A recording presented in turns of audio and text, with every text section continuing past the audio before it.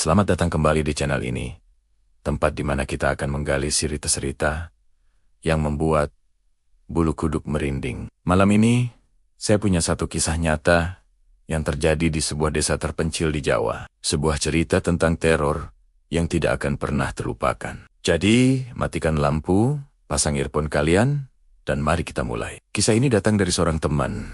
Sebut saja namanya Bima. Beberapa tahun lalu, Bima dan 3 temannya, Rian, Dita, dan Sari, memutuskan untuk melakukan perjalanan bakti sosial di sebuah desa yang cukup terisolasi. Desa itu bernama Desa Melati. Letaknya tersembunyi di antara perbukitan kapur yang tandus. Perjalanan menuju ke sana saja sudah cukup menantang. Melewati jalan tanah berbatu yang hanya bisa dilalui oleh motor trail atau mobil gardan ganda. Setibanya di sana, mereka disambut dengan hangat oleh kepala desa dan warga setempat. Desa Melati adalah desa yang sederhana. Rumah-rumah panggung dari kayu berjejer rapi. Listrik hanya menyala dari jam 6 sore sampai jam 10 malam. Dan sinyal telepon sama sekali tidak ada. Mereka ditempatkan di sebuah rumah kosong yang cukup besar di ujung desa, tepat di sebelah area pemakaman tua. Warga bilang, rumah itu dulunya milik seorang juragan kaya, tapi sudah lama tidak dihuni. Malam pertama berjalan biasa saja. Mereka sibuk menata barang dan mempersiapkan kegiatan untuk esok hari. Suasana desa sangat sunyi.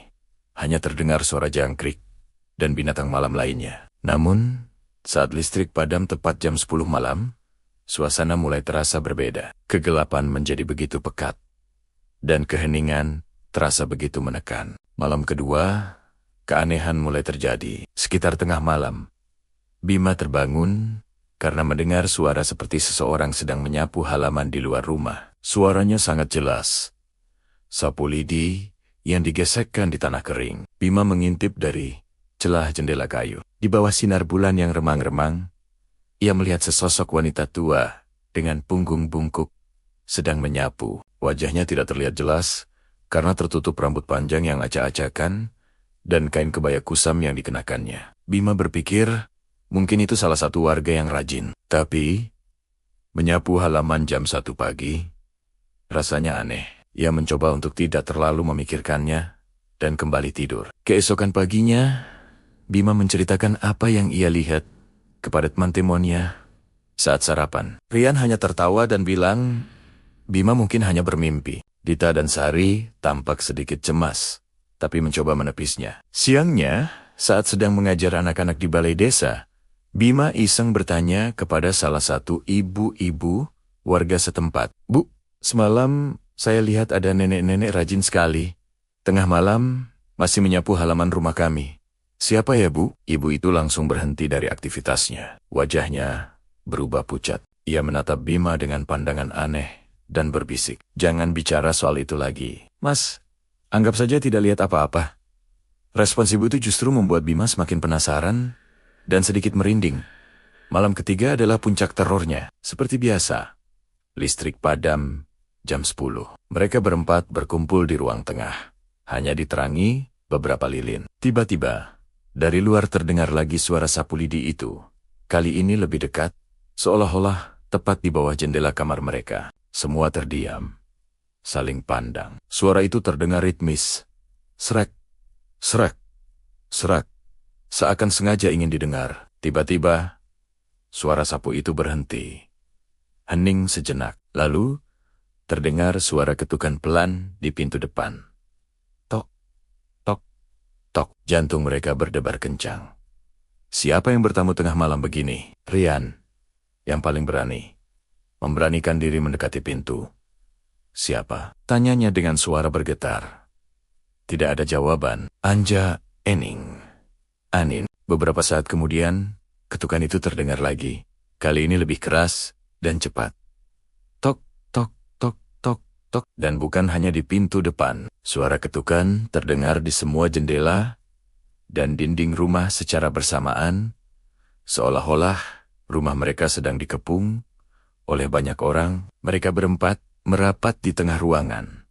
Ketakutan. Sari bahkan sudah mulai menangis tanpa suara. Di tengah kepanikan itu, Mereka mendengar suara perempuan lirih dari luar, seperti berbisik, tapi terdengar di seluruh penjuru rumah. Suaranya seperti angin.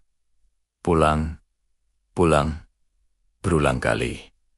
Suara itu dingin dan penuh kesedihan. Bima dan teman Temonia hanya bisa berdoa dalam hati. Mereka terlalu takut untuk bergerak atau bahkan bersuara. Teror itu berlangsung hampir 1 jam. Suara ketukan dan bisikan itu datang dan pergi, silih berganti. Akhirnya, menjelang subuh, semua suara itu lenyap seketika, meninggalkan keheningan yang lebih mencekam dari sebelumnya.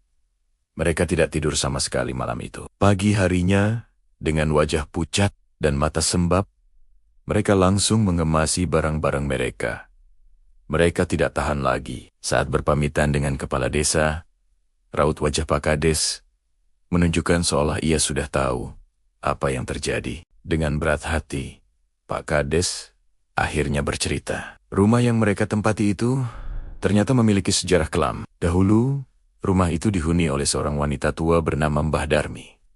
Ia hidup sebatang kara dan dianggap aneh oleh warga. Suatu hari, ia dituduh memiliki ilmu hitam setelah beberapa warga sakit secara misterius. Tanpa pengadilan, warga yang marah menyeret Mbah Darmi keluar dari rumahnya dan menghakiminya hingga tewas tepat di halaman rumahnya sendiri. Sebelum menghembuskan napas terakhir, Mbah Darmi bersumpah akan terus menunggui rumahnya dan tidak akan membiarkan siapapun menempatinya. Sosok nenek menyapu yang dilihat Bima.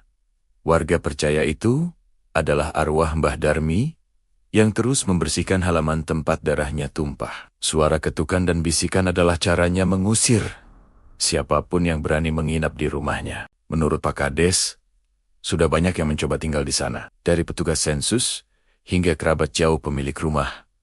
Semuanya mengalami teror yang sama dan tidak pernah bertahan lebih dari 2 malam. Bima dan teman Temonia mendengarkan cerita itu dengan tubuh gemetar. Mereka akhirnya mengerti kenapa warga menyuruh mereka untuk menganggap tidak melihat apa-apa. Mereka tidak ingin menakut-nakuti, tapi mereka juga tidak bisa mencegah arwah Mbah Darmi. Tanpa pikir panjang lagi, Bima dan Tuman Temonia segera meninggalkan desa Melati. Perjalanan pulang terasa sangat panjang dan menegangkan. Mereka terus merasa diawasi sampai benar-benar keluar dari area perbukitan itu. Sejak saat itu, tak satu pun dari mereka yang berani kembali atau bahkan sekadar membicarakan desa itu lagi. Pengalaman itu membekas begitu dalam, menjadi pengingat bahwa ada tempot-tempot di dunia ini yang lebih baik dibiarkan sendiri, diselimuti oleh misteri dan tragedi masa lalunya. Itulah